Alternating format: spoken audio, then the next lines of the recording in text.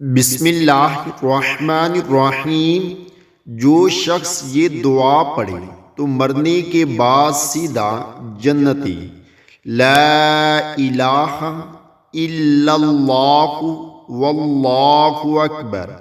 لا الہ الا اللہ وحدہ لا الہ الا اللہ وحدہ لا شریک لہ لا الہ الا اللہ لہ الملک ولہ الحمد لا الہ الا اللہ لا حول ولا قوۃ الا باللہ۔